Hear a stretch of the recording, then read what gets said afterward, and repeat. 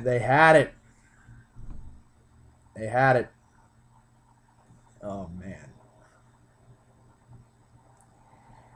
it's been a long time since I've seen the Islanders play a game like that, and they just leave it all on the ice. And the effort was there, the game plan was there. At the end of the day, the Penguins took advantage of the Islanders' mistakes, and the Islanders didn't take advantage of the Pittsburgh Penguins' mistakes. Oh man, just to come back like that. I mean, down 4-2 and just dominated the third period. Overall, the Islanders outshot Pittsburgh. They outhit Pittsburgh. Um, at the end of the day, it was just stupid penalties. It was stupid penalties. If you're a hockey fan and you watch that game from beginning to end, I really hope that you appreciated what you saw. I, as a hockey fan, I'm upset about the result, but it was just overall a really, really good game. Um, I'm trying to remember the last time I actually watched the Islanders game in the playoffs that actually went to overtime. I think it was in 2004 when they played the Tampa Bay Lightning, and Game 5 went into overtime, and Tampa Bay ended up winning. But man, let's recap the scoring. The Islanders jumped out. They had a great start, scoring a minute and 43 seconds into the game. Matt Molson just kept jamming away at the net, along with Kyle Okposo and Vinovsky. So Molson gets his second goal of the playoffs. The assists go to Okposo and Vinovsky. Islanders up 1-0, and then on a fast break, Casey, I hope I'm saying this correctly, Sinikas, I think that's how you say it, got his first goal, gave the Islanders a 2-0 lead, and Michael Grabner got the assist. Then the Islanders took two penalties. First one was by Mark Strike. It was 2 minutes for hooking. That one I'm not really too upset about. Just it looked like Strike's stick just got tangled up, and so originally it was going to be 5-on-4, but then Travis Hamonic just takes a really stupid penalty for tripping. He grabs the player by the arm and just yanks him down. I mean, just that was just that was just dumb. I mean, I'll talk more about that later. But so because of that, the Pittsburgh Penguins are on a 5-on-3. Chris Kunitz scores on the power play. Assist go to Evgeny Malkin and Chris Letang.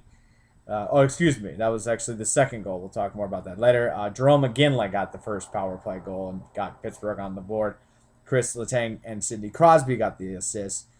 19 seconds later, just the Islanders got caught off guard, and huge pass to Kunitz, and he skates in, doesn't deke Nabokov. Wow, okay then. Doesn't that was a car. Doesn't deke Nabokov, but Nabokov plays as if it's he is going to be deked, and Kunitz just puts it back of the net. 6 minutes later, Pascal Dupree gets his third goal of the playoffs. Sidney Crosby the assist. Sidney Crosby and Chris Kunitz on the assist. But the Islanders just kept hacking away. After that goal, they really stuck to their game plan in the second period. I mean, they kept hitting him. They kept throwing everything at Marc-Andre Fleury. And what was unfortunate was Evgeny Malkin was going along the boards, and the Islanders double teamed him, and it opened up the passing lane to Douglas Murray, and Murray just got it in the top corner, passing the block off them. So the Islanders are now down by 2. 5 minutes into the third period, Kyle Okposo scores shorthanded, his second goal of the playoffs, cuts the lead to 1.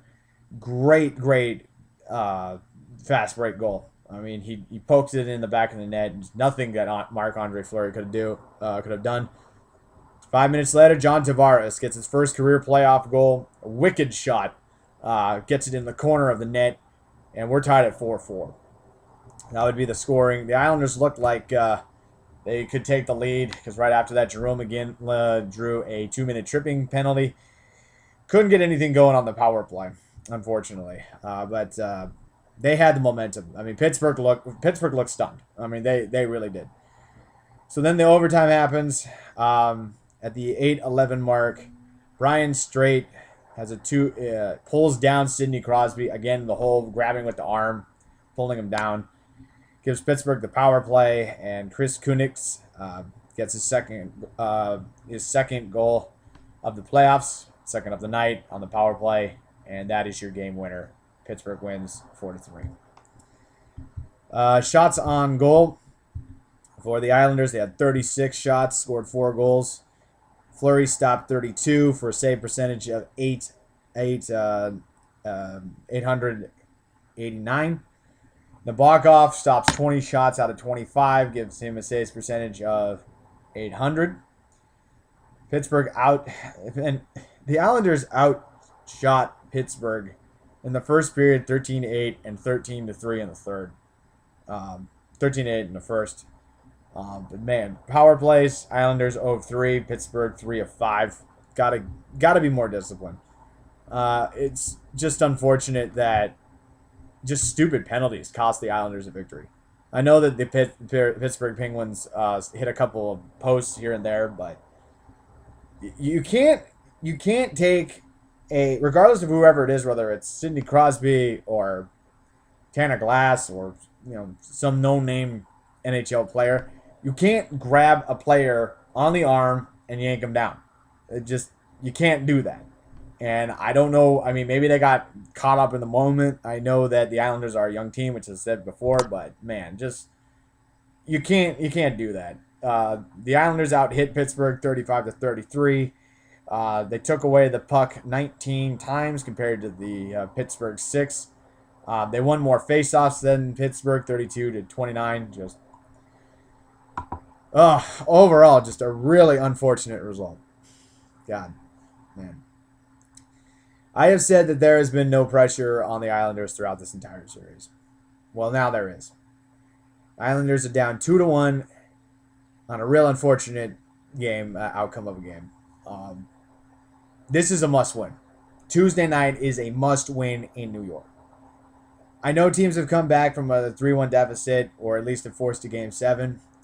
The good thing is I'm seeing the Islanders get some love from the media and also from some hockey fans, at least I know, which is awesome. But Game 4 is a must-win, period. If we lose the series won't necessarily be over, but it's going to be a tough task trying to win 2 games in Pittsburgh. The Islanders could still kind of hang on to the home ice advantage if they win Game 4. It's going to be tough, though. It's going to be tough. Props to Nassau Coliseum and the fans. They were rocking. I watched the game while I was at the gym.